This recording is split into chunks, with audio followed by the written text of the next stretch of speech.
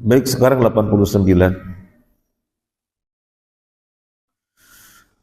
Qala qad ujibat da'watukuma fastaqima wa la tattabi'anni sabilal ladzina la ya'lamun.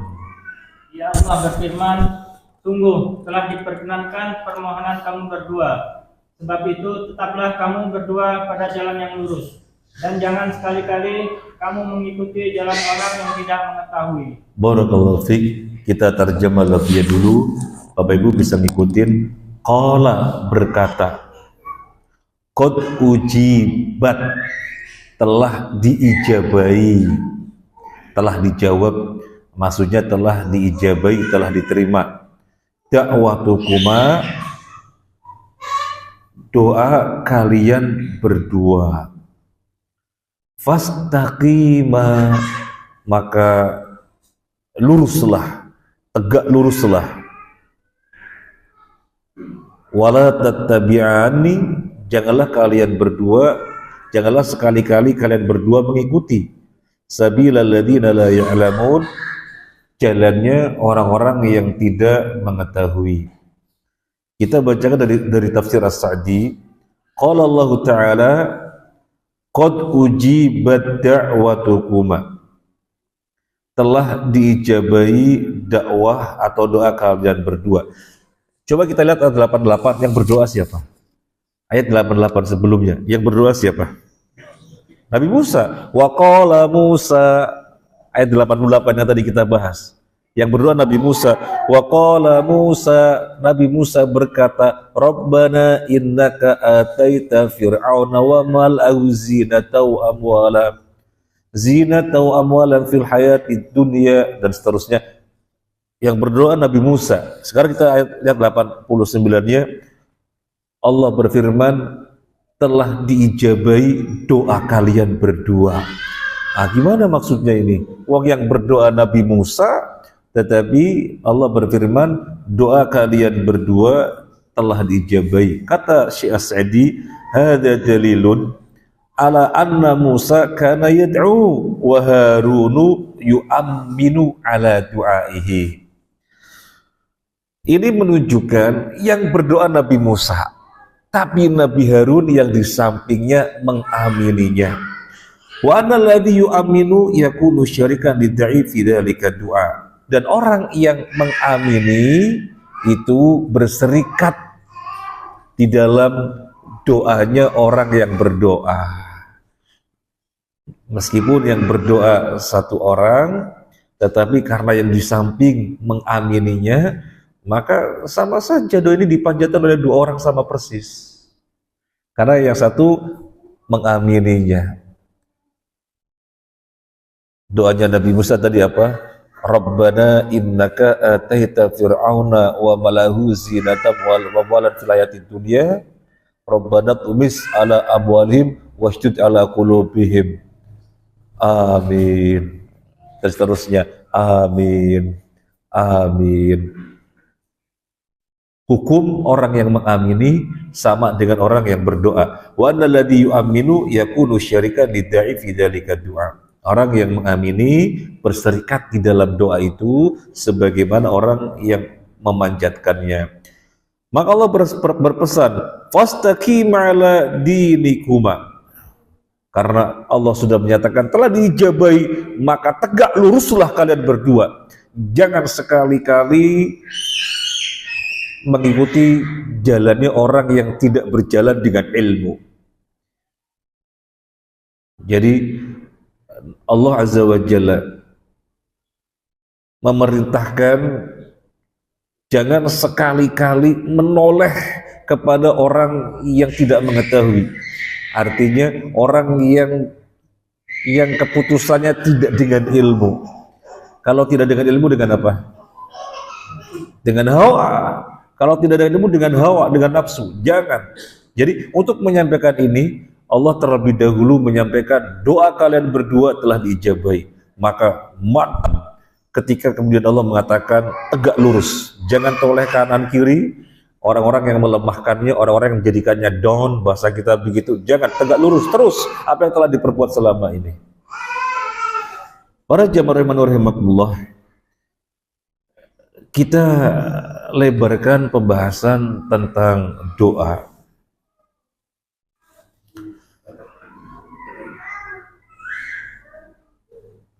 Syekh Utsaimin dari ayat ini menjelaskan bahwa orang berkumpul berjumlah 30 orang misalnya, kemudian dibagi Al-Quran 30 juz, orang yang pertama juz pertama, orang kedua juz kedua, orang yang ketiga juz ketiga, sampai orang yang ke-30 juz 30. Masing-masing mendengarkan, maka dihukumi hatam Al-Quran. Orang yang pertama membaca dari Al-Fatihah per ayat didengarkan oleh orang yang kedua sampai orang nomor 30.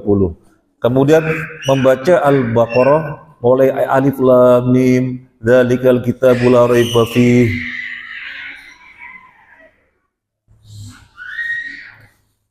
didengarkan oleh orang yang kedua sampai nomor 30 selesai 1 juz. Orang yang kedua baca juz yang kedua. Setiap ayat yang dibaca didengarkan oleh orang nomor 34 sampai orang nomor 30 sampai orang nomor 1. Kemudian selesai. Maka dihukumi masing-masing menyelesaikan 30 juz. Dalilnya mana? Kata Syekh Utsaimin, dalilnya ini. Yang berdoa Nabi Musa, tetapi Allah menghukumi keduanya berdoa. Asalkan setiap orang mendengarkan setiap ayat yang dibaca. Kalau ada ayat yang kelewatan, ya enggak bisa. Jadi bukan masing-masing membaca 1 juz. Sudah 1 juz, ini sudah 1 juz tanpa mendengarkan ayat yang dibaca. Jadi yang didengar ya hanya yang dibaca sendiri saja yang didengar. Yang juz 3 saja yang didengar, yang dibaca. Maka tidak dihukumi hatam Al-Quran. Yang dihukumi hatam Al-Quran adalah yang semua kelompok ini 30 orang, contohnya 30 orang, setiap ayat didengar oleh masing-masing, maka masing-masing telah hatam 30 juz. Atau mungkin hanya 6 orang, dibagi misalnya 5 juz, 5 juz, 5 juz. Tapi setiap ayat yang dibaca oleh kawan, yang lain yang mendengarkan per ayat, gak kelewatan, maka setelah selesai, dihukumi masing-masing telah menyelesaikan 30 juz. Dalilnya mana? Dalilnya ini. Yang berdoa Nabi Musa, tapi Nabi Harun juga dihukumi berdoa. Baik, masih tentang doa. Kita lebaran tentang doa.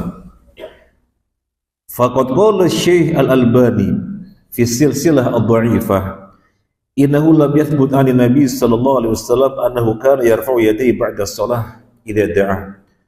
Wa ma du'aul imam wa ta'minul musallin alaihi ba'da shalah kama huwa al-mu'tad al-yawm fi katsirin minal bilad al-islamiyah fa bid'atun la asla laha kama syarha dzalikal imam asy-Syatibi fil i'tisam. Intaha. Syekh Al-Albani rahimahullah mengatakan di dalam kitab As-Silsilah Ad-Dha'ifah, tidak sabit dari Nabi, artinya tidak pernah dijumpai di dalam periwayatan, tidak pernah ada di dalam hadis bahwasanya Nabi setelah sholat mengangkat kedua tangannya berdoa. Tidak pernah ada. Maksudnya setelah sholat dijumpai Nabi berdoa angkat tangan, tidak dijumpai riwayat yang menjelaskan demikian, tidak sabit. Adapun yang terjadi zaman sekarang ini pada kaum muslimin di negeri-negeri Islam, ketika selesai sholat, imam berdoa, kemudian makmum mengamini, maka ini la aslalaha, tidak pernah ada ajarannya, sehingga merupakan perkara baru di dalam agama. Syekh Al-Albani mengatakan demikian, sebagaimana dijelaskan oleh Imam Asy-Syatibi di dalam kitab I'tisam. Pertanyaannya, memang nggak boleh toh berdoa setelah sholat? Berdoa nggak ada batasan waktu. Berdoa kapan saja, nggak ada batasan waktu. Berarti termasuk setelah sholat, monggo. Kalau mau berdoa setelah sholat, monggo. Tetapi memandang bahwasanya setelah sholat ada rangkaian ibadah yang berikutnya selain zikir adalah doa bersama, ini nggak ada. Karena ibadah yang merupakan rangkaian setelah sholat adalah zikir. Ibadah yang merupakan rangkaian setelah sholat 5 waktu adalah zikir. Astaghfirullah, astaghfirullah, astaghfirullah. Allahumma antas salam wa minkas salam, tabarakta ya dzal jalali wal ikram. La ilaha illallah wahdahu la syarika lah, lahul mulku wa lahul hamdu wa ala kulli syai'in qadir. Allahumma la mani'a lima a'taita wa la mu'tiya lima mana'ta wa la yanfa'u dzal jaddi minkal jadd. La ilaha illallah wa la na'budu illa iyyah, lahu ni'matu wa lahul fadlu wa lahu thana'ul hasan. La ilaha illallah mukhlishina lahu dina walau karihal kafirun. Allahumma a'inni ala dzikrika wa syukrika wa husni ibadatik. Tasbih 33, tahmid 33, takbir 33. Yang ke-34-nya la ilaha illallah wahdahu la syarikalah, lahul mulku wa lahul hamdu ala kulli syai'in qadir. Kemudian kul Al-Ikhlas, Al-Falaq, An-Nas sekali, tapi setelah maghrib dan subuh 3 kali. Kalau misalnya dibaca semuanya ya bagus, berarti lengkap. Kalau misalnya buru-buru sehingga membaca sebagiannya, ya tetap berzikir tetapi kurang utama. Nah, yaitu sudah selesai rangkaian ibadah setelah sholat fardu, zikir, dan zikirnya yaitu nggak ada doa bersama, nggak ada. Nah, jadi masalahnya bukan berdoa setelah sholat nggak boleh, karena berdoa nggak ada batasan waktu. Tetapi di sini yang dipermasalahkan adalah pemahaman atau keyakinan atau pandangan seseorang bahwasanya setelah sholat ada rangkaian ibadah yang berikutnya, yaitu zikir dan doa bersama. Nah, ini yang masalah. Dan Syekh Al-Albani mengatakan la asla laha, seperti itu tidak ada asal muasalnya dari mana kok kemudian merebak pada kaum muslimin. Ketika kita beragama dengan dalil, maka kita akan berhati-hati. Oh, itu nggak ada dalilnya. Ya kalau itu saya jangan dong. Oh, nggak ada dalilnya kok. Beribadah itu dengan dalil. Oh, itu nggak ada dalilnya. Ya jangan. Tapi kan kata orang, malah kebanyakan orang beragama bukan kata orang, bukan kata kebanyakan orang. Tetapi dengan dalil. Oh, ada dalilnya. Tapi kok yang mengerjakan cuma sedikit. Bukan yang dilihat cuma sedikit, tapi ada dalilnya. Ya sudah, saya ambil. Ini namanya ilmiah di dalam beragama. Jadi kalau mau doa setelah sholat, ya silakan saja. Karena doa tidak ada batasan waktu. Tetapi ketika memandang bahwasanya setelah sholat ada rangkaian ibadah yang berikutnya, yaitu doa, maka itu tidak ada.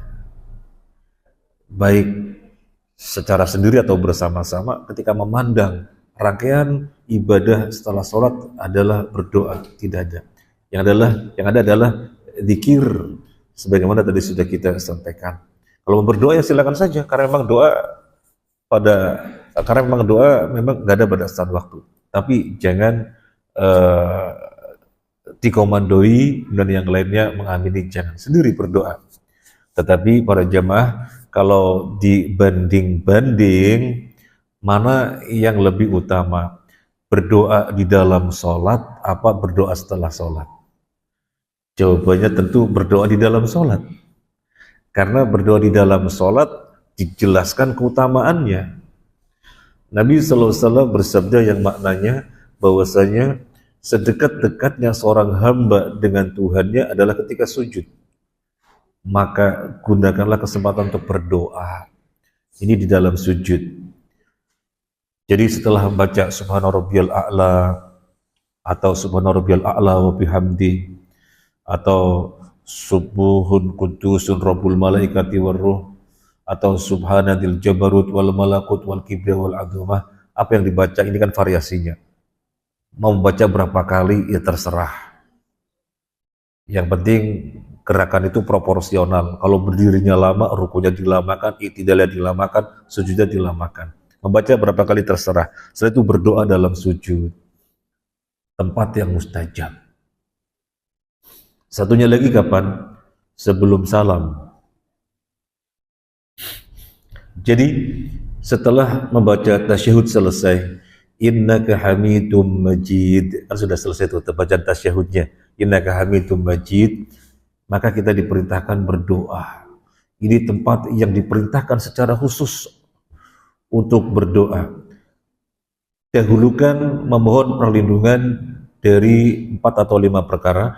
Allahumma inni a'udzubika min adabi jahannam wa min adabil qabri wa min fitnatil mahya wal mamat wa min syarri fitnatil masihid dajjal. Memohon perlindungan dari 5 perkara ini, baru kita doa yang lainnya bebas. Seberapa panjang doanya proporsional. Sholatnya tadi panjang, rukunya panjang, i'tidalnya panjang, sujudnya panjang, kesempatan setelah tasyahud mau baca banyak doa yang banyak. Nah, jadi di dalam 2 tempat di dalam sholat, ketika sujud dan sebelum salam, ini diperintahkan secara khusus dan mustajab. Sehingga ini yang lebih kita kejar. Adapun berdoa setelah sholat selesai sifatnya umum, bahwasanya kapan saja doa gak ada batasan waktu. Nah, tetapi untuk doa dalam sujud sebaiknya tidak membaca doa dari Al-Quran, karena adanya larangan membaca Al-Quran dalam sujud. Kalau misalnya ada yang membolehkan, kan tidak bermaksud membaca Al-Quran. Maksudnya adalah membaca doa cuma diambil dari ayat Al-Quran. Memang terjadi perbedaan pendapat. Tapi yang aman adalah tidak membaca doa dari Al-Quran. Doa dari Al-Quran nanti dibaca sebelum salam. Nah, kemudian yang berikutnya. Tadi Syekh Al-Albani, sekarang kita bacakan Syekh bin Baz.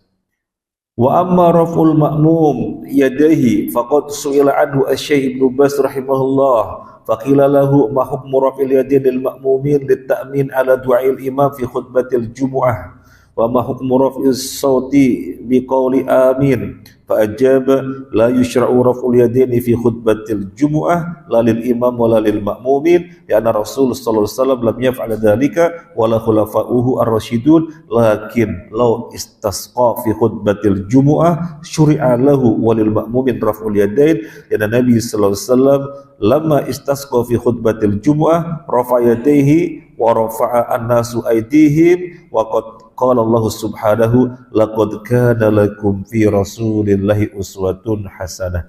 Ini Syekh bin Baz rahimahullah ditanya tentang makmum yang mengangkat tangan ketika imam berdoa di dalam khutbah.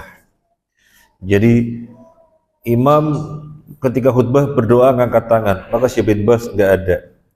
Tidak diperintahkan mengangkat kedua tangan di dalam khutbah, baik imam ataupun jamaah. Kalau imam khutbah dan berdoa diperintahkannya dengan 1 telunjuk jari, bukan dengan 2 tangan. Dan jamaah yang mengamininya tidak mengangkat kedua tangan. Jadi imam berdoa, imam maksudnya khatib di atas mimbar berdoa, Allahumma ighfir lil mu'minina wal mu'minat wal muslimin wal muslimat. Jamaah mengamini amin tanpa mengangkat 2 tangan.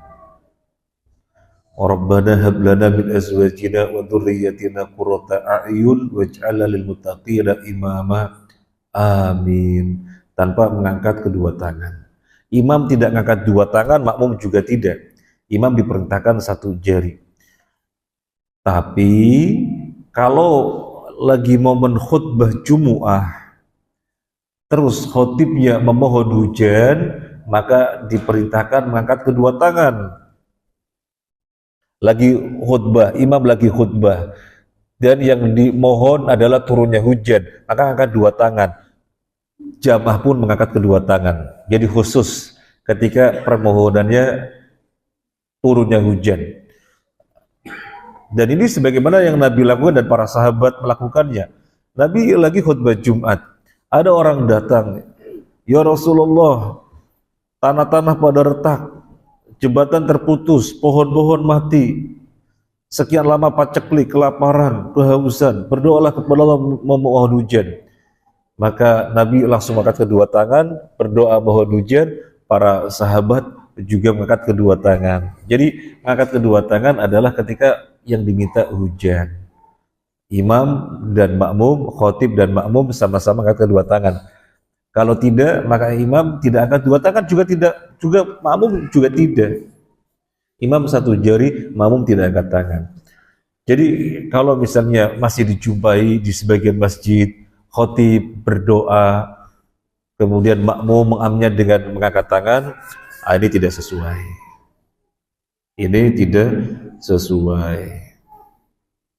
Dan Syekh bin Baz ketika menjelaskan yang demikian, beliau menukil ayat, laqad kana lakum fi rasulillahi uswatun hasanah. Sungguh bagi kalian pada diri Rasul SAW terdapat keteladanan. Artinya yang dikehendaki oleh Syekh bin Baz, inilah keteladanan dari Nabi, mau bagaimana lagi? Inilah keteladanan dari Nabi, maka jangan membikin-bikin yang lainnya.